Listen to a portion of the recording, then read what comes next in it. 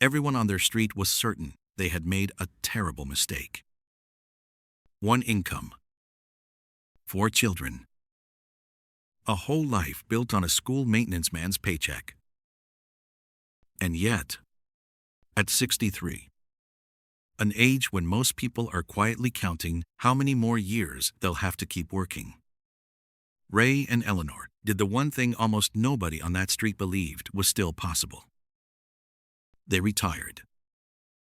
Not rich, not lucky, just completely, quietly free.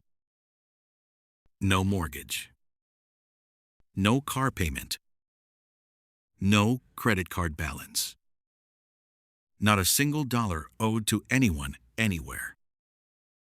Their neighbor, 2 incomes, newer cars, a bigger house, finally stopped Ray at the mailbox and asked the question the whole street had whispered for 30 years. "How did you do it?" Ray just smiled.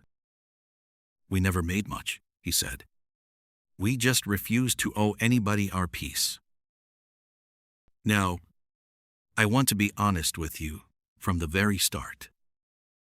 This is not a story about getting rich.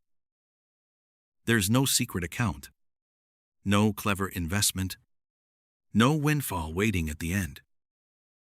It's a story about a quiet couple who did the exact opposite of what the world kept shouting at them, and somehow found the one thing the world can never put on sale. In the next few minutes, I'll walk you through the 3 quiet decisions that made their freedom possible. Not tricks, not loopholes, just wisdom old enough to be underlined in your grandmother's Bible. Stay with me to the end, because the 3rd decision is the real reason they slept soundly at night while half the neighborhood was busy refinancing. Ray fixed boilers and mopped the same high school hallways for 31 years. He knew every squeaky door and every cold classroom by heart. Eleanor raised their 4 children at home, stretched every meal a little further than it wanted to go, and balanced the family books at the kitchen table every single Friday night. A pencil behind her ear, a cup of coffee going cold beside her. One income. In a town where everyone assumed you needed 2 just to keep your head above water. When they married, young, broke, and full of hope, they made a quiet promise most people would have laughed right out of the room. No matter how little came in, no matter how tight the month got, 3 numbers would never, ever change. The first 10th belonged to God. Off the top, before anything else. The second 10th belonged to their future. Set aside, out of sight, untouchable.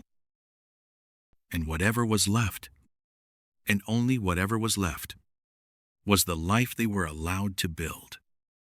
Not a dollar more, no matter how the neighbors were living. Their friends bought new.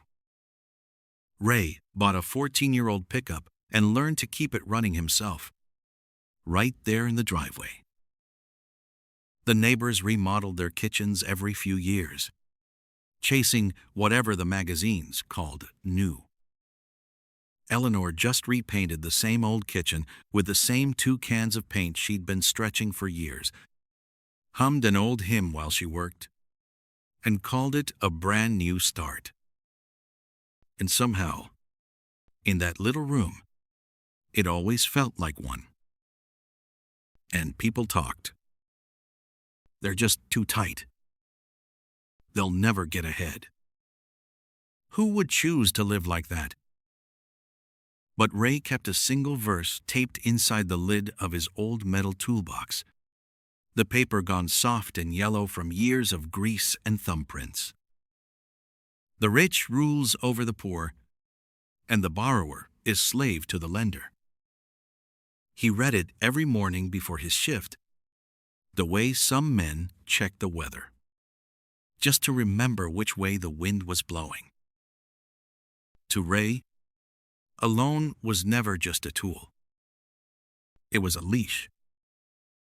And he had quietly decided that no bank would ever hold the other end of it.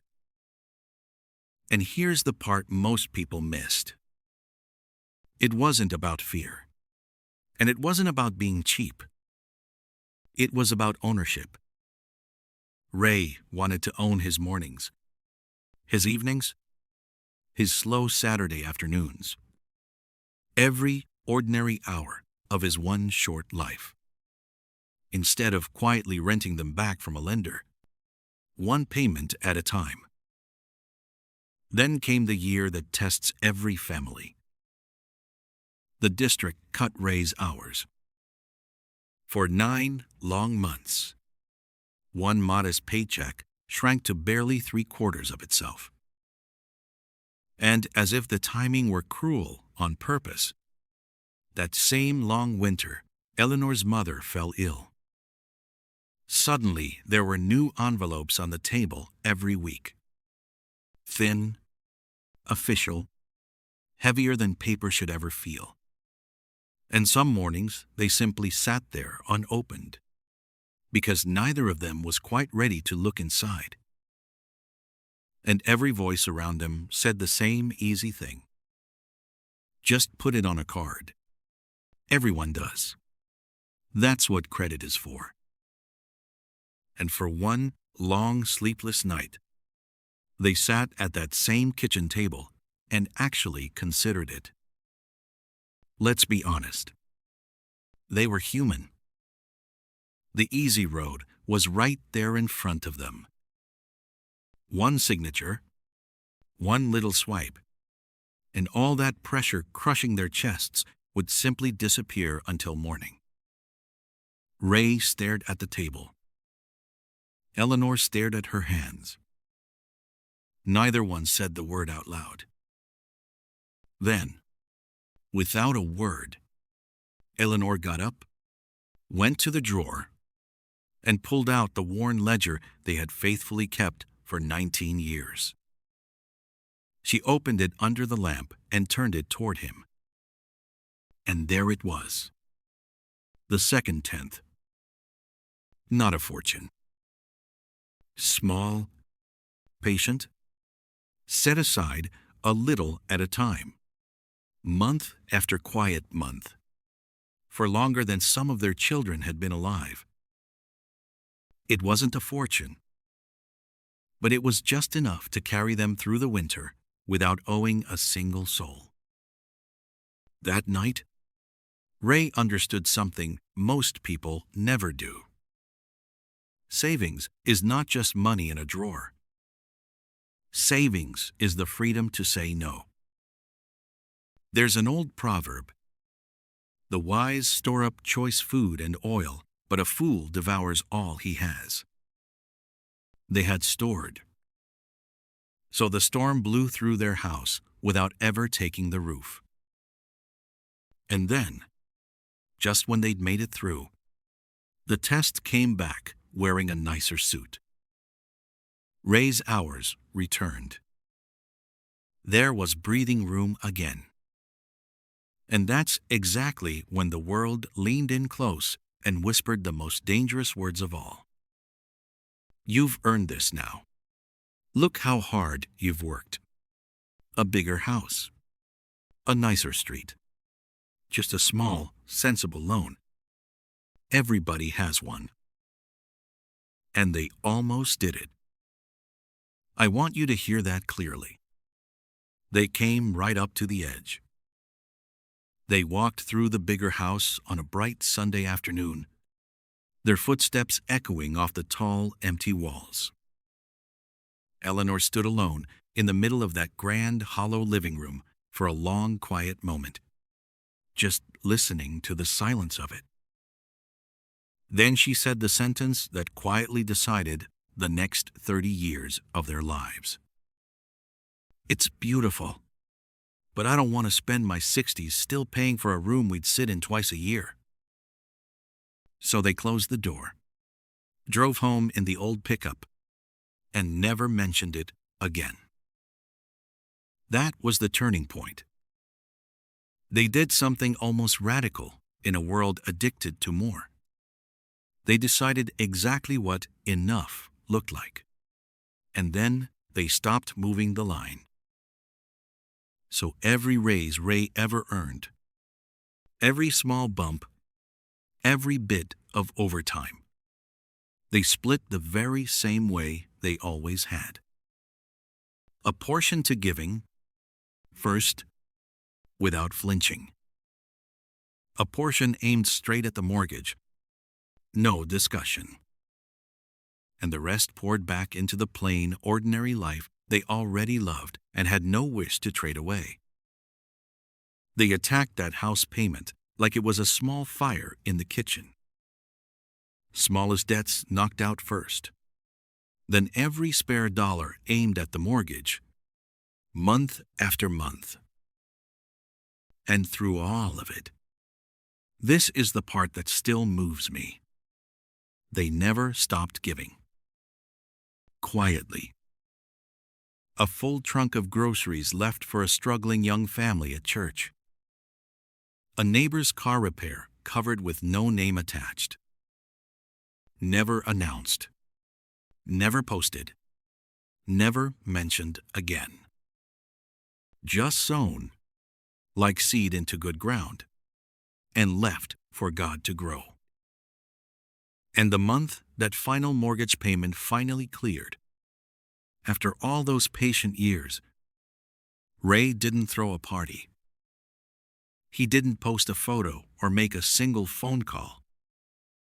He just quietly walked out into the backyard at dusk, hands buried deep in his pockets, stood there under that wide golden sky, and let himself cry where no one in the world could see.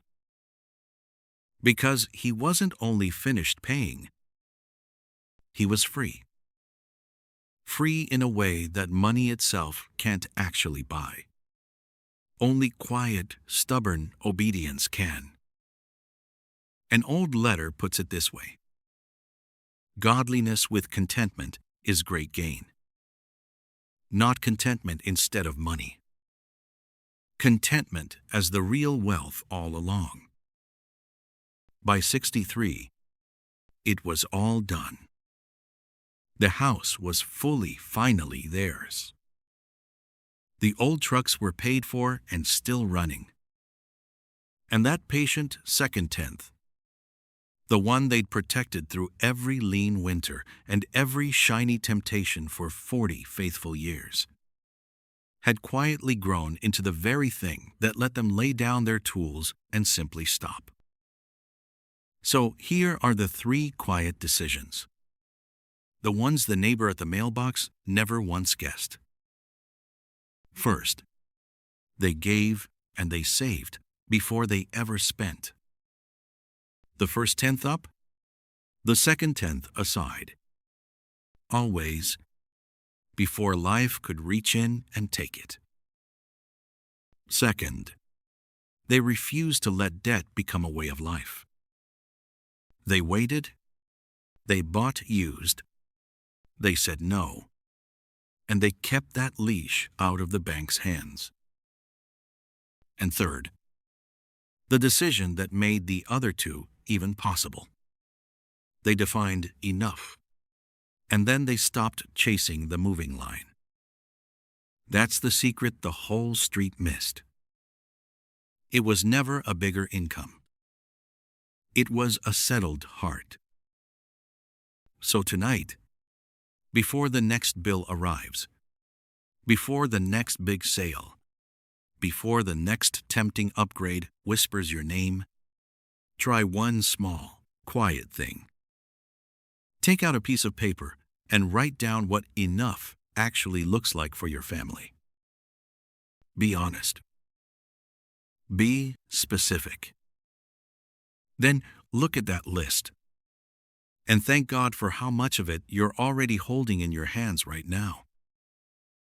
If Ray and Eleanor's story moved you, tell me in the comments. What does enough look like for you? Subscribe, and let's keep learning to be quiet, wise, and free. Not hype. Not superstition. Just quiet, God-honoring wealth. And the peace that comes with it.